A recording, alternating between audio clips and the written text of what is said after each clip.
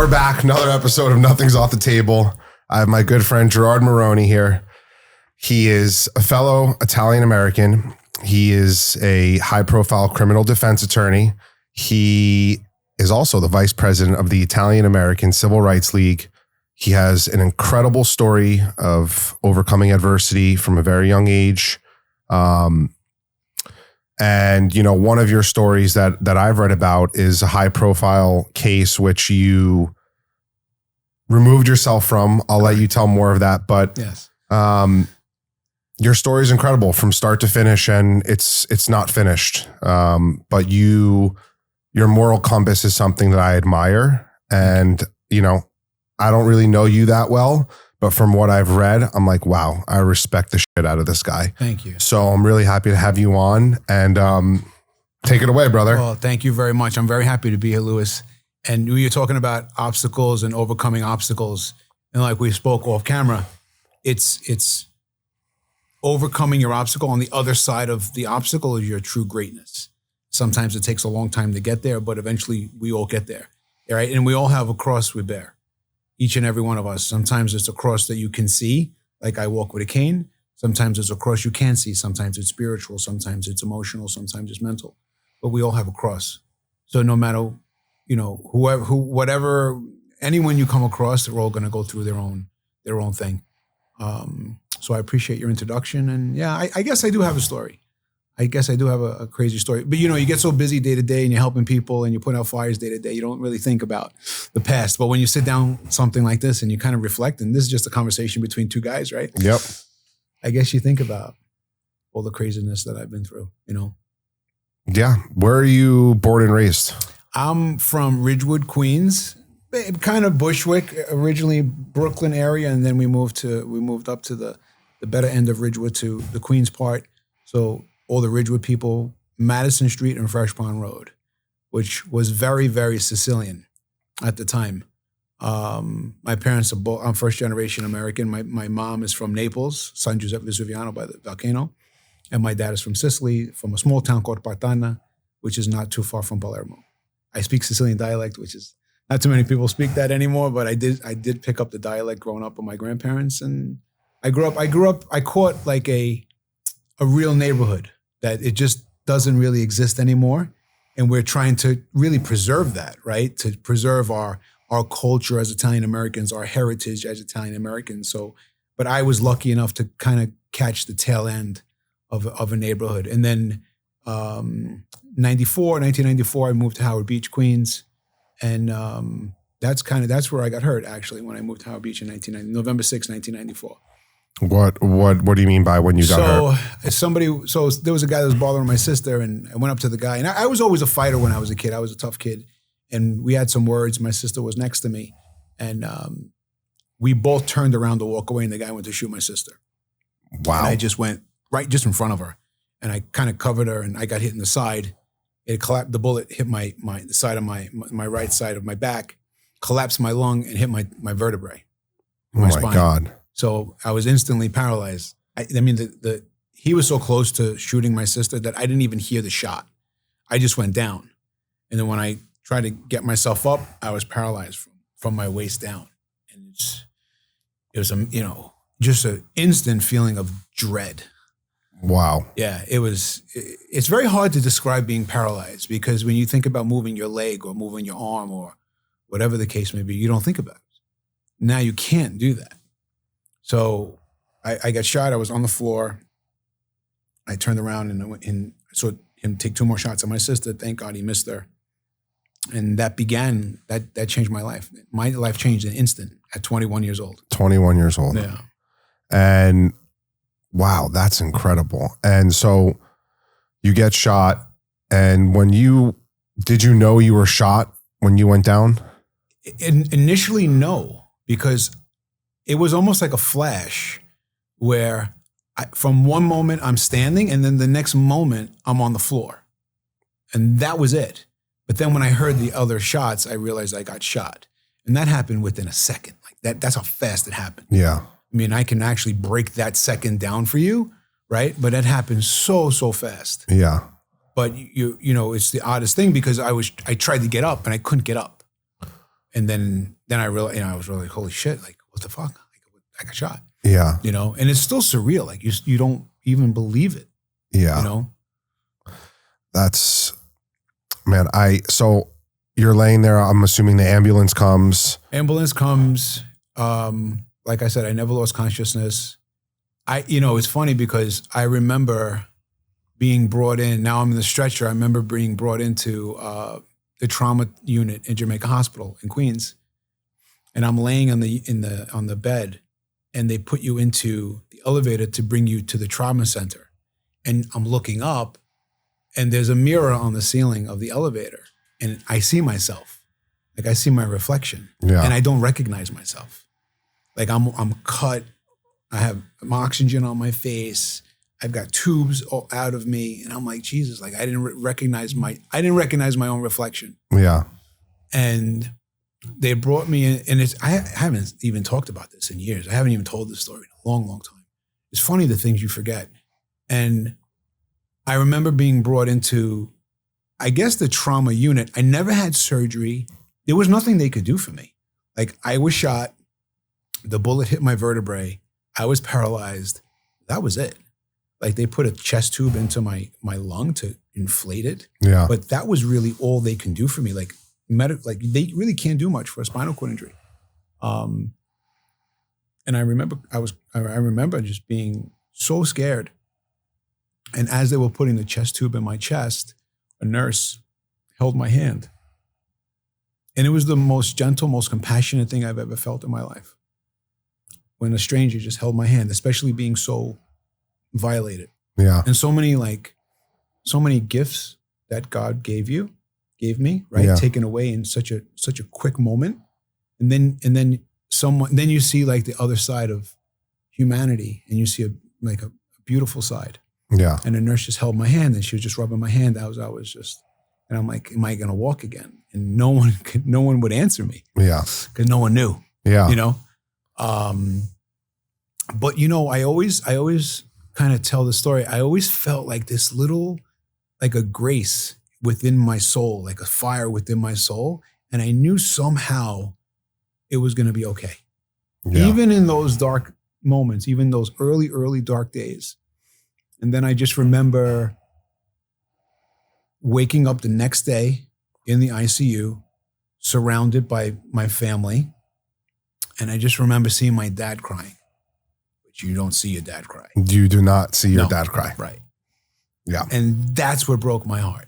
Yeah. Seeing my dad cry, like what, how it affected him. Yeah. Because for me, you could do anything you want to me. I'm tough. Yeah.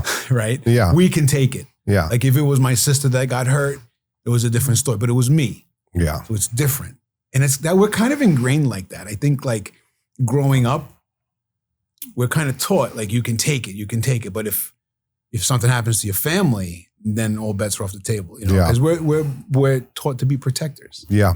And I am. That's from that story, it's very evident that you are a protector. Instinctually, you just jumped in front of your sister. It wasn't like planned or thought about. Nothing. It was just, that's what was ingrained in your mind and in your body from probably a young age from your father. It was a split second. And I have no regrets. Yeah. I would not change anything. I tell people my worst day became my best day. And it truly, truly made me the man I am today for all the things I went through. And it was a long process, like I said, I had really, really tough days, dark days, but little by little, like Gerard, I got through it. I feel like me personally, I would have had more regrets if I didn't get in front of that bullet, right? And something happened to my sister, and then if I did, correct. And my father instilled the same thing in me too. And I feel like it's not necessarily an Italian thing, but it is kind of an Italian thing. Yeah. We're the men, we're the protectors, we're the providers. Our mothers, our sisters, our family in general, our children. Right. We have a duty to protect. Correct. And I still believe that. And that's probably why I became a lawyer. Yeah. Because that's just a natural progression of what someone who's taught at a young age to, protect people and protect the, people weaker than you. But it's also just being respectful. It's being a gentleman. It's doing the right thing by your family, people that you love, people that you care about, And I think as men, we have that duty. So that was ingrained, in me since I was a little boy, I think. And then growing up, I have a good dad, I have a good mom, and my dad was always a strong character in my life. And he was always a hardworking man, good guy, protector. My mom was a mom, my mom was a stay-at-home mom. And so we were lucky to have that. I came from a very traditional Italian American family, At what point in the ICU did the doctor come and say to you that you were never going to walk again? From the beginning. Wow. Instantly. Wow. Because I was totally, totally paralyzed. I couldn't even move my toes. That's how bad it was. And I still have the bullet on my back. I have pain like every day from the bullet being in my back. Yeah. It's in my T7 vertebrae. So I have like a constant thud, like a pain. Yeah. All the time, So even like if you look at my x-ray, you see the bullet in my spine. It's the oddest thing. It's the craziest thing, right? So from the very, very beginning, they were like, yeah, we don't know. They told my parents I would never walk again. But I did. Well, you also walked up a flight of stairs. I did. To get up to this room here. You know what, Louis? I do my thing. Yeah. And I have the attitude like I really don't care. Yeah. I do it. If I fall, I get up. Yeah. If I don't look that graceful doing it, I really don't care. Yeah. You know what I mean? So I do the very best I can every day with what I have. Yeah. And then as an individual, I'm disciplined. I stay in shape. I'm very, very strong in my mind. I'm very strong spiritually. So it's like, it really made me the person I am today. When did you, so they tell you you're probably never going to walk again. Right. Was your mindset initially like, oh my God, my life is over? Or from the jump, your mindset was like, no, I'm going to fucking walk again. I'm going to show you. That's a great question. And my attitude was, no, I'm going to walk. Wow. I was a rebel from that moment. Yeah. And when the original shock wore off and I'm like, no, I'm going to walk. And then you start searching. Like this is 30 years ago, right? Yeah. There's no internet. There's nothing. There's just books. Yeah. And you start searching for stories of triumph. You start looking back to like history and things like that. And I was always a reader, but I became more of a reader.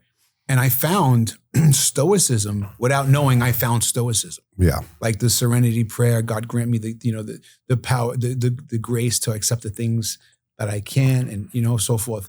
And that kind of became like a creed for me, like a mantra to me. Like I couldn't change the fact that I was shot, but I can change the fact of how I can handle it.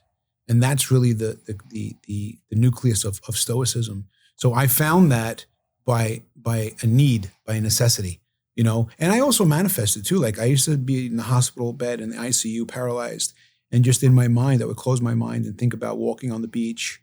I thought about hitting the heavy bag, the punching bag, because I always boxed when I was a kid. I was always very active, and all those things I did. Like I have so many miracles around me. I'm so blessed. And you are a miracle. I had so many miracles around me. Like even when, so I'll tell you. So about 2 or 3 weeks in, I was able to move my big toe once or twice a day. That's big news. Yeah. Like that's great. That's cause for celebration when you can move your big toe, And then there was when you're in ICU in Jamaica, there's a window. So, and from the hallway that you can see in. So a nurse came in and in my mind, I'm trying to kind of squeeze my legs together as I'm laying in the bed. And overnight, the left side of my inner leg came back to life. And I was able to twist my leg. Wow. So the nurse happened to come in as I'm doing, and I woke up and that's what happened. And that was really the first muscle that I got back. And then I'm like, come here, like I want to show you something. And she was looking under my sheet and she's laughing and crying because that doesn't happen, Louis. Yeah. Like people don't get paralyzed and move their muscles, especially in a gunshot, and they see everything in Jamaica. So my dad happens to come by and he's looking in the window, and he's like, why is this nurse looking under my son's sheet, laughing and crying? Like, what's going on here? Yeah.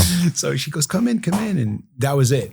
And it was from that moment on, that little spark of that hope, that really from that moment on, I started getting my left leg back, getting it stronger and stronger. And then slowly, my right leg got a little bit stronger. I still have some paralysis on my right leg, but it's like whatever I got back, whatever muscle return I got back, I just was determined to just strengthen it the best I possibly could. And then that was a odyssey that took another year or 2 years. What were you doing like professionally when you were 21? Like when this happened, like where were you at professionally in life? Like what were you up to? I was in St. John's University. I was a junior in St. John's, and I wanted to be a lawyer. At that point, I originally wanted to be a lawyer from that far back. And I was working for lawyers. Actually, I was working for a criminal defense attorney in Queens, on Queens Boulevard in Kew Gardens. I was probably working there for about a year when I got hurt. So I was on the right track. You know, it was still like who I wanted to be, but it turned out to be a little bit different, you know? Yeah. Yeah. That's crazy. So when did you go back to school? You finished school? Yeah. So I went back to St. John's. I went back to St. John's with a walker, which is not easy to do. Yeah. So think about it. Like you're a kid and, you know, I was in shape. I was a good looking young kid and all, and you have a lot of friends, guys and girls and all. And St. John's was like the neighborhood school. It was a neighborhood, you know, it was all different neighborhoods. So, you know, it was like hanging out on the corner of St. John's, right? And then you go back and everyone knew what happened. And I walked back in like with a walker. And that was more courageous to walk into St. John's and to walk into school with using a walker than probably anything I've ever done in my life. Yeah. And then it's like, you think about like, you lose your dignity, you lose your confidence, you lose everything, all the qualities to be a strong person, to be a confident person, those are gone. Yeah. And then you have to just swallow everything and just go back. And you're going back like, at the time, I thought I was maybe less of a person. Now I think back and I was more of a person. But at the time, you don't see it that way. Of course. You know? But it took a lot of balls, I think, from my 22-year-old self at the time, you know, to go back and try to go back. But I wanted my life back so bad. I just wanted to hang out with my friends and be a kid. That's what I wanted. I wanted my dignity back so bad. And I think that's really what I was fighting for in those early days, you know? I mean, listen, high school and college is a tough time for every young. It's like brutal, just like to begin with. Like everyone's like bullying one another. Like you're trying to figure out who you are in life as like a young adult, where you want to go, what you want to do, what your morals and values are that, you know, oh, my mom wants me to be this, but do I want to be that? Or my dad wants me to be this, do I want to be that? And so then you have all of that already to deal with. And then you add in being shot, saying you're going to be paralyzed. You're not paralyzed. You fight through that. And then you go back to school with a walker. And, you know, I feel like if you were my classmate and you walked back in with a walker after that, I would literally stand up and just start clapping. I'd be like, you're the fucking man. You're the fucking man. But you don't see it then, Louis, because when you only see the world from your perspective. Of course. So you don't see that. I saw, oh my God, I look terrible and I have a walker. So you don't see that. And you know, it's funny because I didn't see in the early days the positive impact I made on people. And when you started seeing the positive impact you make on people, that's when you become motivated to be the best version of yourself so you could be an example for other people. I can hear my mom in my head saying, like, if I came home and complained about something, she would 100% say, you see what just happened to Gerard? If he could get through that, you could get through anything. Right. And that's the whole reason why this podcast was started, is having people on like you. And talking about my own story so that people can see this and say, you know what, I'm going through this. Gerard went through that. He got through it. Right. Look at him now. Louis went through this. He got through it. Look at him now. Mm. And like you said in the beginning, everyone's got a cross they're carrying. Right. Some are addiction. Some are domestic violence, some are sexual assaults, some is just the tragic passing of a family member or a friend at a young age, whatever it is. But everyone's always, going through something. And, you went through this at a very early age, and, you're 30 years later, you have an incredible career. Well, I wanted to help people. Yeah. And that's really what when I got shot, I just realized who I wanted to be. And then once I got shot, I didn't want to be a victim. Yeah. And that was really the motivating factor for me. I didn't want to be a victim of my circumstance. Yeah. So wanting to be a lawyer or wanting to be a criminal defense attorney, I was on steroids doing that. And I also knew I had to do something with my mind. Yeah. Because I couldn't do something physical. Because it's like, yeah, I walked, but that was a hard journey from being in a bed paralyzed to walking up the stairs with you today. Yeah. Okay. Because when you start walking, it doesn't happen overnight. There's a lot of falling between now and the time of me walking up these stairs. Right? Yeah. I was able to stand up. The first time I stood up, it's embarrassing to say, right? So you're 21 and you have to have like someone help you shower, right? So the very, very first time I stood up for about 2 seconds in the shower. That was the first time I stood, and I stood mostly on my left leg. And then I got a little bit stronger from then. And then when you graduate from like a walker to 2 canes, you fall. Because I'm stubborn. Like I don't want to have a walker. I want to have a cane. Yeah. Then I want to have no cane, right? Or 1 cane and no cane. So that journey is hard because you have to get stronger. And then you get to the point where, okay, you're walking with 1 cane, and then I'm talking to you, and all of a sudden I fall because my leg gave out. And it's like, oh my God, like my leg gave out like out of nowhere. And that sucks, bro. Yeah. That sucks. Yeah. But you have to fall and you got to get up. And that's really the thing. It's like, don't care what happens. I don't care what happens to me. Like if I fall, so what? Yeah. Just get back up. Yeah. Brush yourself off and get back up. And that's really that's what made the difference for me, because if I fell, which I fall a lot, right? And you stay down mentally, and you stay down with your spirit, you're never going to get back up. Yeah. And you just got to put it out of your mind, you know? And I think that's more so my message long-term than anything else, is because no matter what happens to you, just get up, and God will take care of everything else, I feel. Were you raised Catholic? Yes. And you were went to church on Sundays? I was an altar boy, man. Yeah. Oh, there you go. There you go. Yeah. You couldn't have been more Italian American than me. Yeah. Yes. I went to Our Lady of Miraculous Medal on Bleecker Street in Ridgewood, Queens. I'm very proud how I grew up. Yeah. And I grew up, in the neighborhood, and we grew up tough. We grew up fighting. We grew up with fresh mouths, and, we answered back, and we were bad. Yeah. But I guess it made me street smart also. It made me book smart and street smart as well. And it gave you still some grit to you. 100%. And toughness, so that when this situation came, you had the tools to fight. And I watched Rocky a lot as a kid. Yeah. So when you watch Rocky, you just, Yeah. And I was a boxer. Yeah. It's funny because I got myself so strong, and I was so, I guess, obsessed with getting better, that in 2007, I actually had a boxing match. I fought with no cane, nothing. I actually had a boxing match. Wow. I work out today and I box today.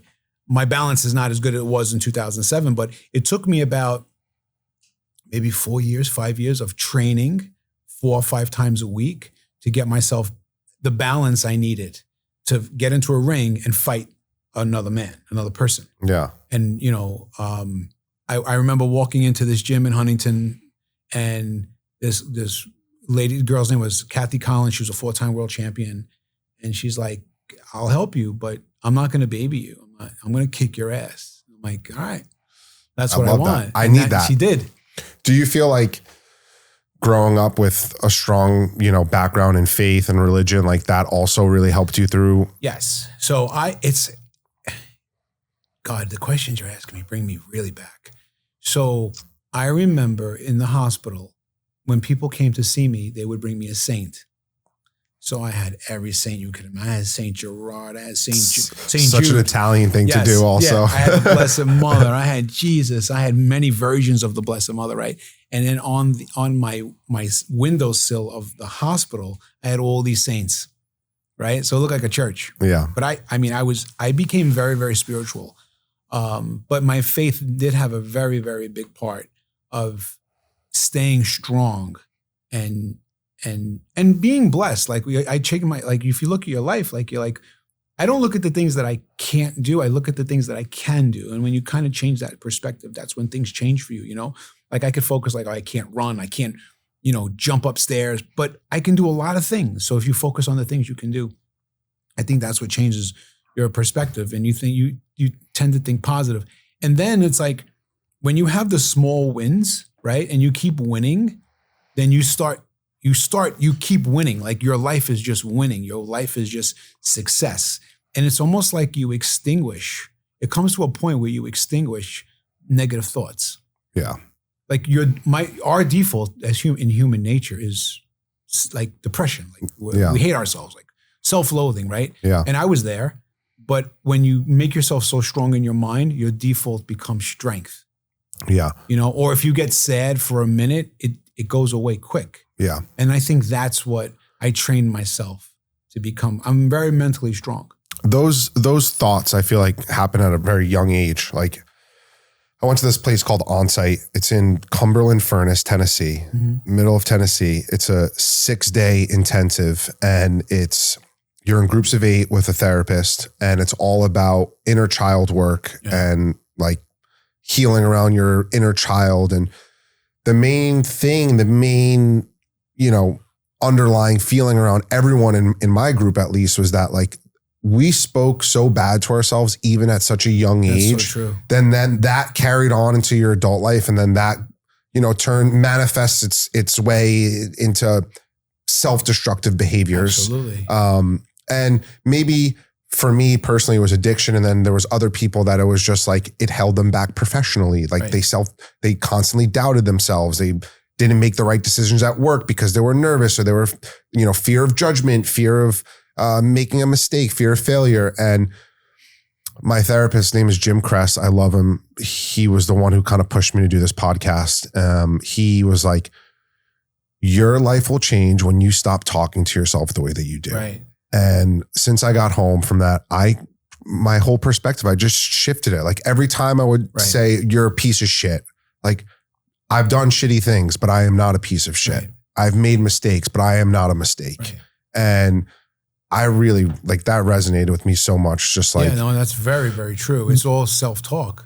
Power of manifestation, power of positivity. Like I'm going to do this. I'm going to succeed at it. And it's inner game. It's inner just game. Your inner thought. It truly is. And it's like the kingdom of God is within. Yeah. Right. And we're a reflection of that. Yes. So whatever we're thinking ultimately is going to manifest in reality. Yes. So if I'm imagining hitting the heavy bag and being back in the gym, even though my present condition is being in a bed paralyzed, I believe eventually I'm going to get there. Yeah. It might not look that pretty, but I'm going to get there. Yeah. And I did, and that's really the miracle that I was gifted, because everything that I thought about, everything that I dreamed about, everything that I manifested once I was shot and paralyzed, it became a reality.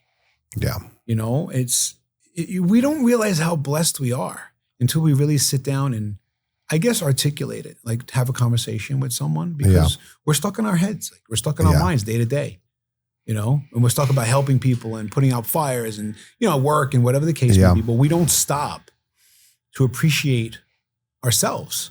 We don't stop to appreciate what we've achieved. And I mean, on a spiritual level, that's really what matters. Yeah. It's, even now, 28 months into sobriety, like I have to sometimes take a pause and realize that like where I'm at right now is I've prayed for this moment. Right. I've prayed to be exactly where I am right now. And then sometimes, like you said, you get caught up in the everyday work and putting out fires and et cetera, et cetera. And I'm like, oh, I'm 31. I should have a house already. I should be here. I should be there. I should be doing this. I should be doing that. And it's like, I need to, when I hit my knees and pray, like I pray for, thank God I'm alive today. Thank you for waking me up one more day, but also like take resentment out of my heart, take anger out of my heart, take fear out of my heart. And thank you so much for putting me where I'm at right now, because where we're at right now is exactly where we're supposed to be. Right. Correct. And getting caught up in the daily bullshit, like we can It's normal. We can get away from that. Yeah. I would love to talk to you about, there was this high profile case you were part of that you recused yourself from, and you never, ever, ever see an attorney recuse themselves from a case where homicide case. Yeah. Where you know that even if the person is guilty, they're all, due process. You're allowed to have an attorney, even if they did it and everyone knows they did it. But most importantly, you as a defense attorney, it's like, oh, those are the cases that most likely they're going to make the most money on because it's high profile. High profile. Yes, it's going to be drawn out. There's a trial. There's et cetera, et cetera. Right. So attorneys dream for cases like that. And that's the honest truth. I mean, to get attached to a high profile case with press and things like that, it propels you to a different level. Tell us about this case. So it was the Libby Klutsky case. Actually, I was on your mom's show. Yeah. And that's, it was 13 years ago, 12 years ago, 13 years ago. And the little boy was killed. Hasidic boy was killed by a Hasidic man. He abducted him, and he took a trip upstate with the boy. The boy was only 8 years old. And he was on the spectrum, the boy. And I think that's what a lot of people didn't know. That wasn't public. And when the neighborhood, when it was a Kensington area of Brooklyn, when the neighborhood was frantically looking for the boy, the guy said he panicked and he killed him. He actually smothered him, and he cut up his body. Now, when I get the case, I'm walking out of Queens County Criminal Court. I get a phone call from a colleague, and he says to me, I have a homicide arraignment. I don't know what to do. I said, it's not a big deal. Just adjourn it. We'll do bail another time. I can't handle it. It's a high profile case. Can you help me? All right, I'll be there in a little bit. So I drive from Queens to Brooklyn. There's press everywhere. So I walk in. I still don't realize that I have no idea what I'm walking into. So the court officers are waiting for me. And I'm like, what are you waiting for me for? Like, there's 1,000 defendants on in Brooklyn in any one day, right? So I walk downstairs into the arraignment part, and the arraignment part is closed except for this one case, and it's packed with press. So the judge is like, oh, Ms. Marrone, we're waiting for you. So I'm like, all right, what's going on? And I'm getting the gist of this homicide case. And now I realize the victim is a kid. Now I have to go and meet with the guy in the back. He's in the lockup. And the whole courthouse knows this, what the allegation is. And the other defendants in the lockup are screaming. They want this guy's blood. And he's in the back in protective custody. Now I walk through the whole lockup, and there's cells on both sides, and all the inmates, all the defendants are screaming at me. Oh my God. They want to kill this guy. And I go to the cell. It was me and another lawyer. And there's this little meek guy that is, you wouldn't even give him a second glance. And he was the defendant. So I have to talk to him. I have to tell him his rights, tell him what's going to happen, so forth. And we go back outside and I do the arraignment. And then when we go outside in front of the courthouse, there's a press conference. And that's when the world knew that I represented it. And it took me about 2 days to really say, look, this is just not for me. I just wanted to get off the case. But the case was, the press that was on this case was I've never seen anything like it. And I recused myself from the case. And when the press found out that I wanted to get off the case, they went crazy. The press went crazy because truly no lawyer gets off a case like that. Yeah. And I even got flack by like these liberal type of defense attorneys, I shouldn't have gone off the case. But it was my personal preference. Really, the truth of the matter was my son was 8. And when the victim was 8 years old as well. My oldest son at the time was 8. And I'm like, yeah, it's not for me. It's not my cup of tea, man. I couldn't do it. What made you feel that way? A lot of different things. I think it was my own personal honor because I was an attorney and I wanted to use my law license for good. Now, I'm a criminal defense attorney. Yeah. I do that every single day. Yeah. But this guy was the personification of evil. Like, I looked in his eyes and he was the personification of evil, this guy. And it wasn't something that I wanted to be a part of. Like, just spiritually, I didn't want to be a part of it. Yeah. You know what I mean? And I'm sure you're around a lot of people that, have committed crimes and maybe don't have the best auras to them when you're meeting them. But this one was just like, but when it comes to kids, man, it's like, it's not someone that I'm going to represent.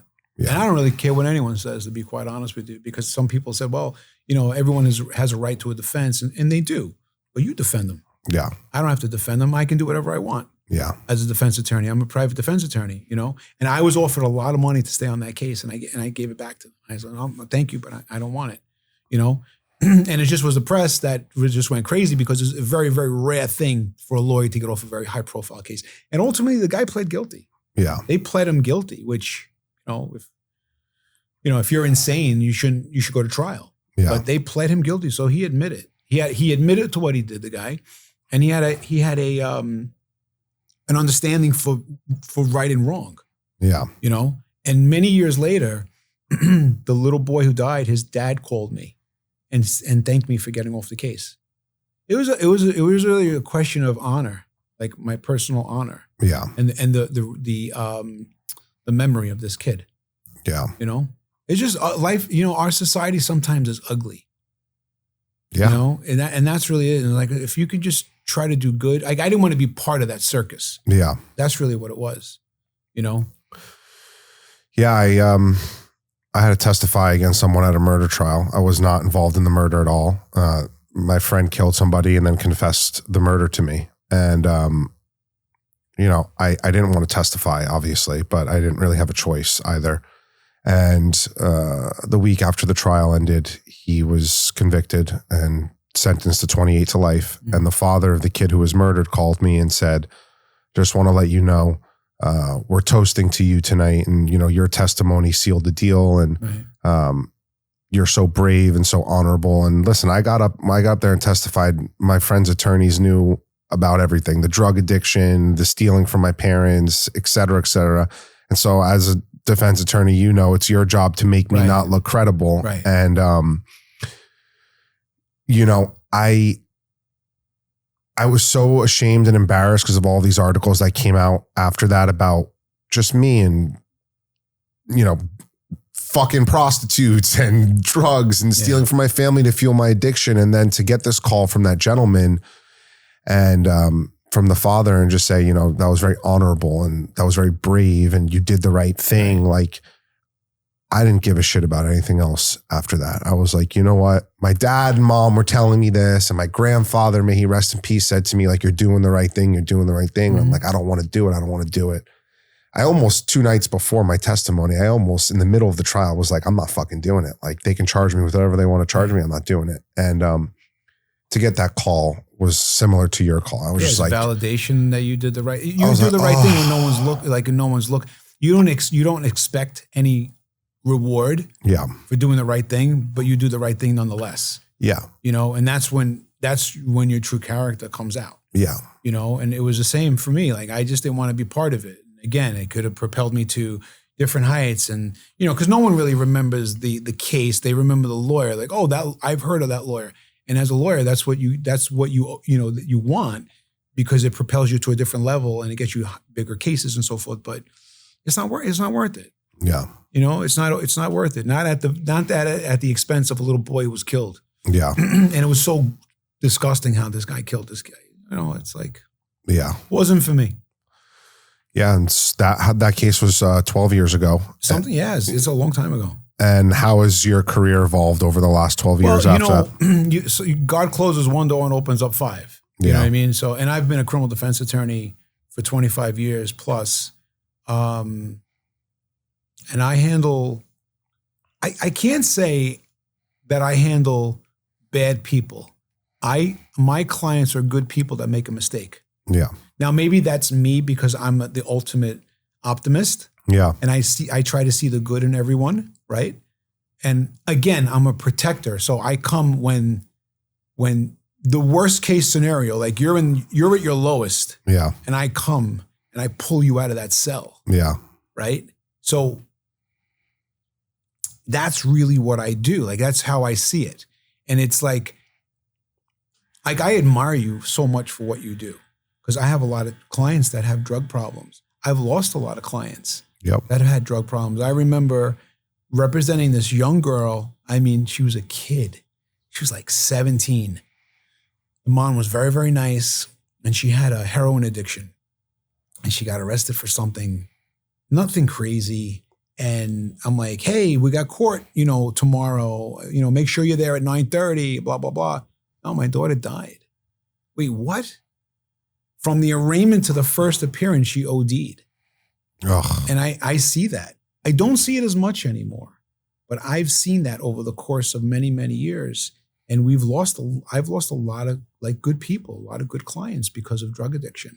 So what you're doing, man, is incredible. Thank you. And it also sharpens you. It also makes you stronger, what you're doing, because you're putting it all out.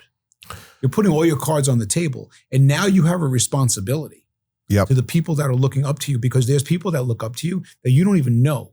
Yeah. And you're helping people in a positive way, right? You don't even know who they are. And you're touching them from afar. But you know that in your soul that you have a responsibility to these people. And that's what keeps you strong. I feel like it took me 8 years of going in and out to get 1 year of sobriety. Now, thank God it's clicked. The light went off and I'm a little over 2 years. But most recently, in the last couple months, when I was contemplating doing this, it was like, how do I really want to see myself over the next 5, 10, 15, 20, 25, 30 years? And what do I want to do? And who do I want to be? And I realized that I've always felt at my best in my 31 years of living when I'm helping someone else. And my story is crazy, and I've made a lot of mistakes, and I take accountability for all that mistakes, whether it was in addiction or not in addiction. But like you said, like I am now a tool, and I have to keep myself sharp so that I can help other people. But I really wanted to build my brand and myself on recovery, and that no matter what, we are not as bad as our worst mistake, because, I could have packed it in. I could have just sailed off into the sunset, and I could have been a fuck up the rest of my life. And I've decided that, these articles that were written about me most specifically have followed me, and But that's not who you are, though. Correct. Right. But those articles only say from what their perspective is, and not what I was actually going through as a human being and as an individual and as a young man struggling in addiction. And so that's why I put my cards on the table, because I was like, you burn the bridge to go back. Like, you can't go back. No, there's no more going back. There's no going back. I was having this conversation with my mom the other day. I'm like, she's like, what are you most excited about for with the podcast so far? And I just told her, I'm like, the thing I'm most excited about is that there's no more going back for me. Right. If I go back, I'm a fraud. Right. You burn that bridge. And you put so much on your shoulders that you can't go back. No. And I also have a fiance and a 16-month-old son that you're a man. You became a man, right? There's so much more to lose now. And I think, even more importantly than that, it's like the feedback that I've gotten the last 4 weeks from releasing our first episode was like people reaching out to me being like, hey, I'm struggling with opiate addiction, or I'm struggling with this or with that. What did you do? How did you get through it? Feeling. Or my son is going through it, my daughter, my aunt, my uncle, my dog, whatever the case is. And the people that you meet, like, it's like, I have a podcast. I had started a show called The Street Attorney many years ago, and it was a recreation of my criminal cases, mostly the organized crime stuff. Yeah. And it was very, very well made. My director, who was a very good friend of mine, passed away. He had a stroke and passed away. And it was all during COVID. And I shelved the idea for a long, long time. And then I brought it back as a podcast called The Street Attorney. Yeah. And I meet so many incredible people. Yeah. and they share their story. Yeah. And it's just a conversation. Like us. Yes. We would never have met if it wasn't for Right. this. And it's so empowering and it's so inspiring to share that story. Like podcasting is like an incredible phenomenon because it's just, you share like your soul. Yeah. No one connects like this. We're always on our phones. This is therapy right now. Right. In a lot of ways it is, and then it goes even beyond the actual filming of it because it's okay, the impact you make on somebody. Yeah. It's the positive impact you make on somebody. Yeah. And it's really cool. And, Yeah. and again, you have no choice. Yeah. You have to be strong. Yeah. You know what I mean? Because you put so much, you burn the bridge. And you know what's another layer of it too is like when I'm out on the street now, like I've had these thoughts in my head where it's like, if a cab driver almost like hits me in the crosswalk or something, like I can't flip the guy off anymore or start yelling at him or anything. Like the younger me, Right. Would go crazy, be an asshole. But now it's like, I've put myself out there as a man of recovery. Like I really need to, as the big book says, we go out and practice these principles Right. in all of our affairs. And like that, I think the biggest thing thus far for this podcast for me is that like, it is forcing me into a whole new level of spirituality and a whole new level of accountability. And yeah, I mean, You get their stories. Yeah. And you see people in their soul. yeah, And that's beautiful because we don't have that in our society anymore. We're always so stuck on social media and our phones and in the moment. So the fact that there's no phones on the table, there's nothing, and it's just you and I looking in each other's eyes and just talking. yeah, And that's just cool. yeah, You know what I mean? And then we're lucky that today we're able to share this story, share this experience with so many people. yeah. And it just helps. It Yeah. just helps people. And that's very empowering. I'm very proud of you. Thanks. Really, I'm proud of you too. We met and like your story and you had tough days. Yeah. I know. Yeah. Because there's a lot of kids that I stand next to in court that have your story. Yeah. And most of them don't make it. It's horrible. It really does. Let me ask you that when you have a moment, like what's your motivation to get out of that bad moment? So my moments now are obviously much smaller than what they used to be, but my moments now are I really have leaned into prayer and like not prayer, like I like close my eyes and like I pray and I'm walking around. Like my prayer is like getting really vulnerable and like hitting my knees. Like I get on my knees, I close my eyes, I make the sign of the cross, I put my hands together and I pray like we did when we were in Catholic school when we were kids. And I remember starting that when I got sober again, 2.5 years ago, my sponsor was like, I want you to hit your fucking knees when you pray. I'm like, nah. Like, Yeah, sounds right. Yeah. Yeah. And he's like, no. He's like, Yeah. you told me when you asked me to be your sponsor, you told me you would do anything I told you to do because you are so fucking desperate to stop drinking and drugging.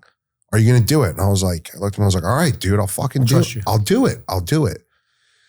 And in the beginning, I didn't really feel much and I didn't really notice a shift or anything, but now I do. I can't explain to you the feeling that I get when I pray, but I do feel something and I see what's happening around me. And that doesn't mean our days are perfect. And it doesn't mean I'm perfect in everything I do, but I feel the comfort in prayer and I feel the strength in prayer and I feel the hope in prayer. And I feel that when I pray in times where I'm struggling, that the struggle is only temporary. Right. And that moment is fleeting. Less. It becomes less. Yes, I agree. But I mean, dude, it gets easier. Yeah, it does. But before I got sober, what did I do when I struggled? I did drugs. Right. And I drank because that was the only thing that could turn my mind off. But you were trying to heal something. That was the inner child. Right. That didn't think he was good enough. That was never going to be as successful as his mother. That was never going to live up to his parents' expectations. That thought he had to be the big shot so that his classmates would like him. And when you say that, that's like, so it's almost like, wait, like what? That's so, it's silly in a lot of ways, right? When you articulate it, but when it's in your mind, it's like it's gospel. And it was just like I never felt like I fit into the spacesuit that God had given me when I entered this earth. And I was a troublemaker as a young kid. That's good though. Yeah. That's good. And because you're a rebel, you know? The flip side of it, the positive side of it is, yes, I'm a rebel, but also that I have no fear, right? I have developed a fear of consequences now after going through what I went through, but I don't have a fear of putting myself out there. I don't have a fear of, are people going to judge me anymore? Because like I've gone through so much struggle and pain that I'm at this point now where I'm like, if you don't like me, that's okay. That's okay, right? Not everyone's going to like me. I agreed. You know, but if you do like me and we do connect, then that means that like this is meant to be. And like what you're seeing now is my authentic self. It's who I am today. When I walk on the street, it's who I am. And it's not a show so that Gerard is going to like me or Gerard's going to think about this. And, you know, I'm proud of where I've come from. I'm proud of my family and who I've become. Yeah. And it's you know, it's also, I think it's also how we grew up a bit too, like coming from an Italian-American family. It's a double-edged sword too, because like even we're talking like Italian moms, Jewish moms, Latina moms, like they coddle us. Yeah. You know, and it's like, we grew up with so much Italian guilt. Yeah. You know, and it's like, okay, like my mom and dad were immigrants. My mom and dad came here when they were young. So my grandparents were the adult immigrants. But it's like, no, you know, you have to work and you have to do better. And yet the answer is yes. But there's a flip side to that too, because on a young, impressionable mind, my dad's philosophy of raising me was like being in the army. Like being in, not even the army, being in boot camp. Yeah. Right? To put you down so you can come back up. Yeah. But sometimes you don't come back up. Yeah. And this is all before I got hurt. Yeah. So I had like a low self-esteem even growing up as a kid because they always felt, you know, that's going to make you more of a man. I got an 85. Well, why didn't you get a 95? Yeah. Jeez. Oh my God. You're giving me flashbacks right now. You're like, giving me flashbacks. Why did you get a 95? You know? I come home with a 98. Right. Why did you get should have got 100. Right. You get 100. Why didn't you get the bonus points right? But as silly as that sounds, on a 10-year-old, that makes an impression. Yeah. You know, and you're searching for that. You almost search for that validation. You search for that love the rest of your life. Yeah. We're still in our minds 10 years old. Yeah.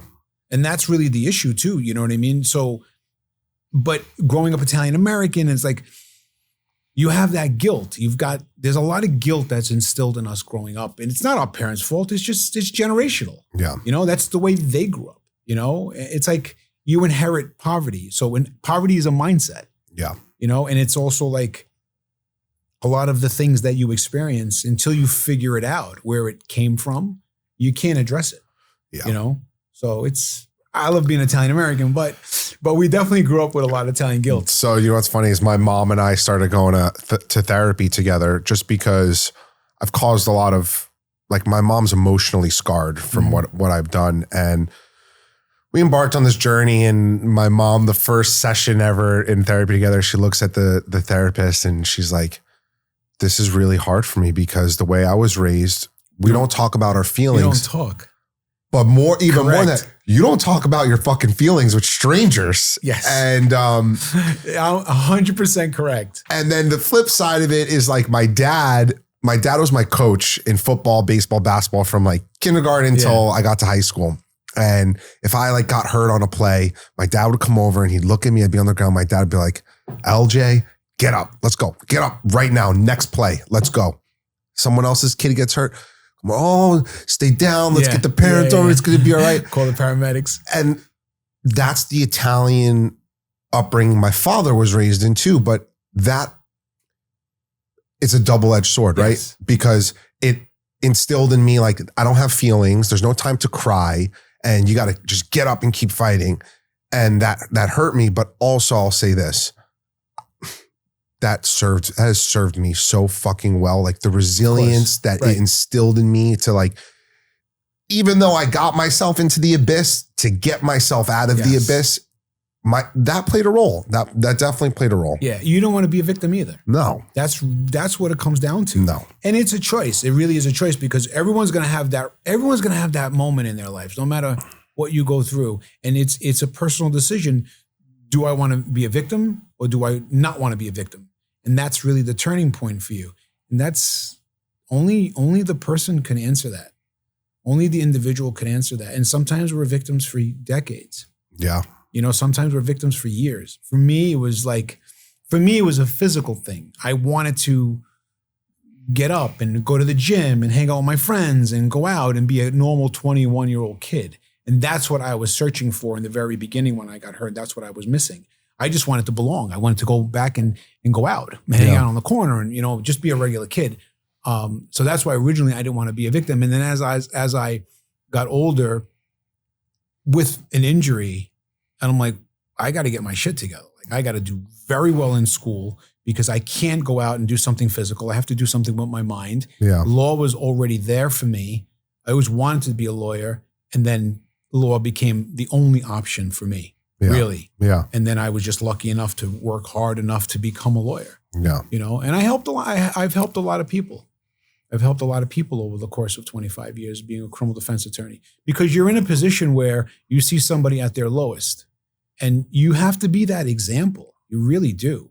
So like I'm a kid from the same neighborhood that they came from. Yeah. Or a similar neighborhood that they came from. Like I got shot.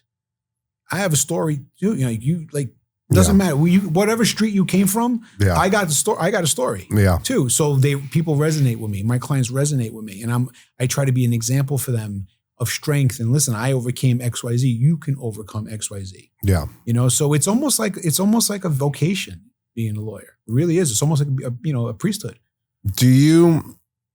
I'm sure a lot of your clients, suffer from addiction or have suffered from addiction. Yes. What are your thoughts on the court system? Kind of, I lived in LA on and off for 8 years, and there's so much homeless people and there's so much crime. And the underlying theme that I saw with it is that these people aren't necessarily just criminals. These are people who are addicts, who are sick and suffering. And listen, I was an addict. When I was an addict, I would break laws all the time just because I wanted to get high. Mm-hmm. I didn't care about anything. I just wanted my dope. And I feel like the court system we have right now is not, I feel like it's become more compassionate towards addicts, but the solution is, you're going to do your time and then you got to get sober and get out. But there's no real program essentially where it's it depends. So it depends on the case. It depends where. It depends on the county, believe it or not. So I practice law, New York State, but predominantly Queens County, Nassau County, which Long Island, Nassau County, Suffolk County, Manhattan, Brooklyn, kind of in that order. Yeah. And our criminal justice system is equipped to help someone that wants to be helped. But also, and I see it, but even being an Italian American, a lot of times we're penalized more because you're Italian American. So when you walk into the criminal justice system and you have a vowel at the end of your name, and I'm not talking for a DWI, I'm not talking for a simple thing. But when it gets a little bit more serious and you have a vowel in the end of your mind, they stigmatize you. Yeah. And right away, well, he's Italian, mob. That's very, very real today. Yeah. Very, very real. And then when you are the son of someone or the cousin of someone and you have the unfortunate, you unfortunately have the wrong last name, you go through the ringer in the criminal justice system. So the criminal justice system today, from what I've seen, and I'm in it every day, is very, very case by case, is very subjective. It all depends. Yeah. It really does. And it's, in a lot of ways, it's unfair. And that one of the reasons why I brought back the Italian American Civil Rights League. Yeah. And when we brought it back 2 years ago. Yeah, tell us a little bit about that. So I had a federal trial about 2.5 years ago. And it had nothing to do with organized crime, but it was two defendants that were Italian. And we were in Brooklyn, federal court in Brooklyn, and there's three federal prosecutors on the other side of the table, an FBI agent, me, another lawyer who happened to be Irish. Good thing he was Irish, at least. So myself, a Sicilian lawyer, and two Italian defendants, right? And the case had nothing to do with organized crime, and they weren't even allowed to mention organized crime. So we're picking a jury, and in the federal system, you question a prospective pool of jurors, and if they have a objection, you go to talk to the judge in private. It's on the record, but it's away from the audience, away from your clients. And I can't tell you how many jurors who knew nothing about the case were like, we feel uncomfortable because we're afraid that we're afraid our life's in danger. Like, wait, what? Why would your life be in danger? Well, because they're Italian. Yeah. They're in the mob. Like, no one said that. Yeah. It's not a case about that, right? Yeah. So I was like, I'm perplexed. I can't believe I'm actually seeing this in 2023, right?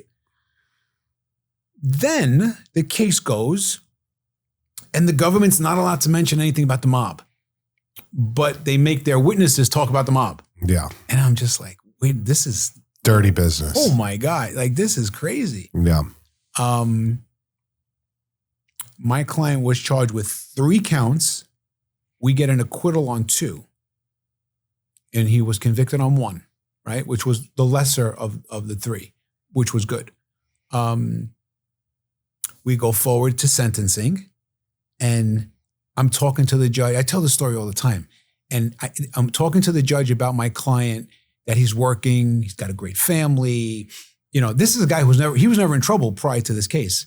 And judge, he was gainfully employed from the moment he left high school. He's always been working continuously. Yeah. So you want to show a judge that, because, you know, if he's not working, then he's out doing bad things to make a living, right? Yeah. So this particular guy who's working continuously, and I'm showing this to the judge, and the judge says, well, that's great, but I'm sure there was a no-show job somewhere along the line.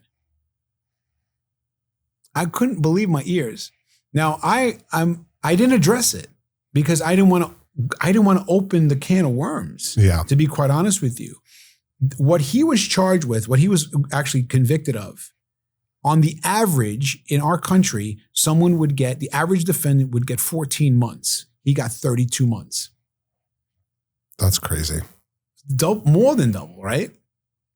So, and it was all because of the charges that he was acquitted of. Yeah. And because he was Italian American. Yeah. So it was in that, when I said to him, and it was in that moment, I'm like, you have to do something. Like, we have to be a unified community, and we're not. No. As Italian Americans. No. Where did you grow up?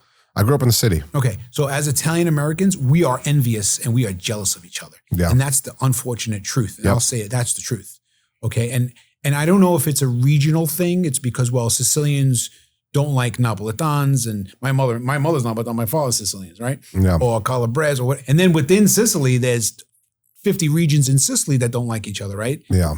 So if we are, as a people, are not united, we don't stand a chance, right? And Italian American discrimination, sometimes it's overt, it's clear. Like, I saw it in a trial that lasted a month, and I saw the ramifications of it. But sometimes it's indirect. Sometimes it's like passive aggressive.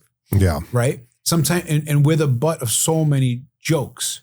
And as Italian Americans, we were taught that that's okay. And it's not okay.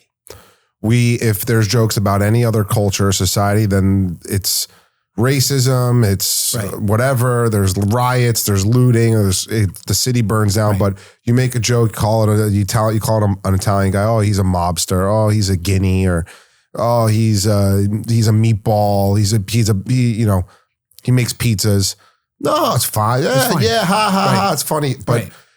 But No one stands up. one stands up for us. I will say this though. I feel like in the last couple of years, I've noticed that we are coming together as a culture, and we are uplifting each other. And I'll say that just from like knowing Rosella and Little Mo and Cougine and all of those guys, like all of these influencers now are coming together, and we're all starting to come together. Well, we have and a voice. We have a voice Right. now. It's easier for us to reach out to the world because of social media. Correct. Right. And you're 1,000% right. Like, even Rosella's amazing. Yes. Right? And she shows like all the positive things Yes. about being Italian American. And And that's 100% correct. And we have to continue to stick together. And I always say, you mess with one of us, you mess with all of us. Yep. And that's the way it really should be.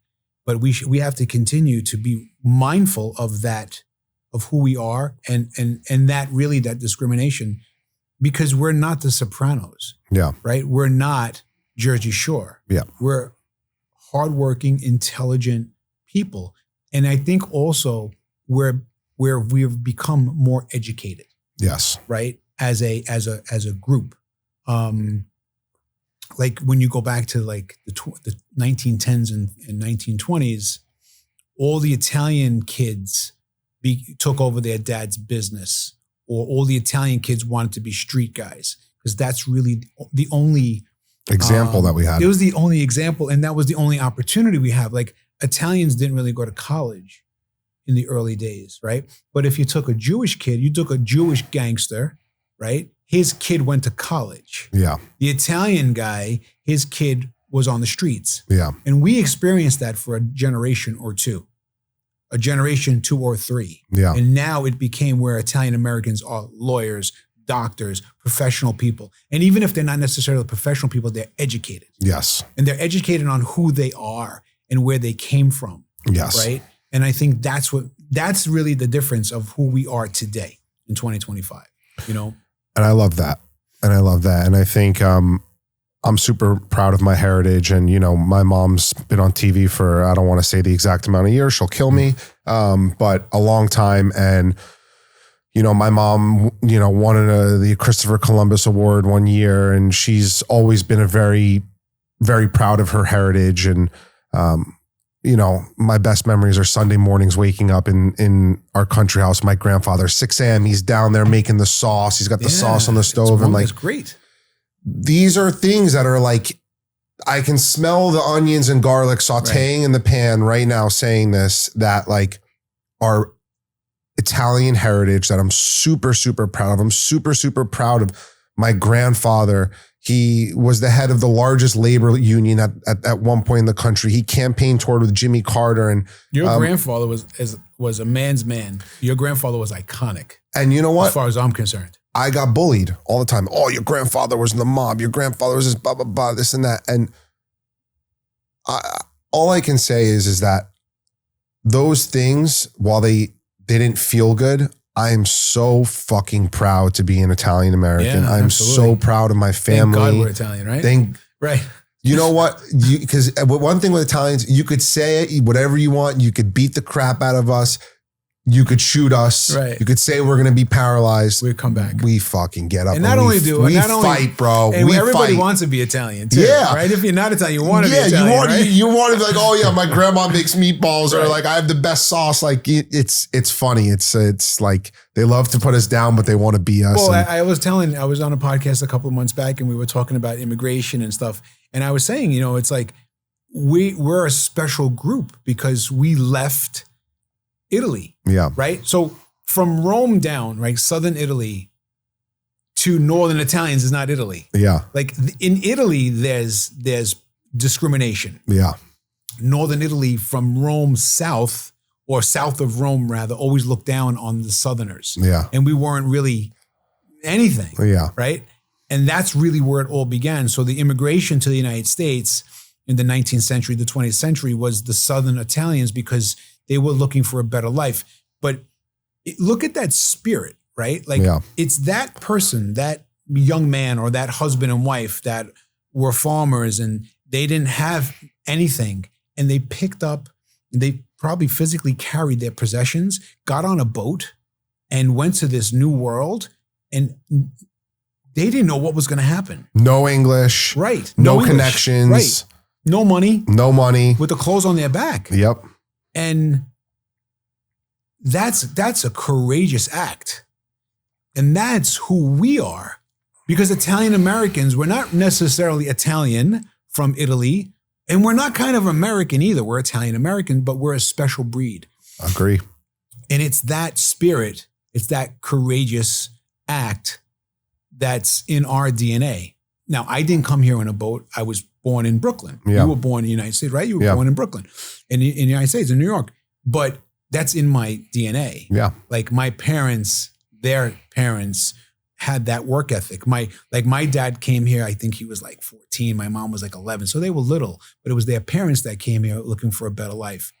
And these people came here. My grandfather on my dad's side, they both worked in factories and they were able to afford a 6-family house in Bushwick. Yeah. Like that's not easy to do. Yeah. But we might not be able to do that being born in the United States. Yeah. So think about that. So it's like that spirit, like that, how special we are as a group. And we got to recognize that. We got to preserve that. And we have to tell not only their story, but we have to tell our story. I agree. It's a good segue.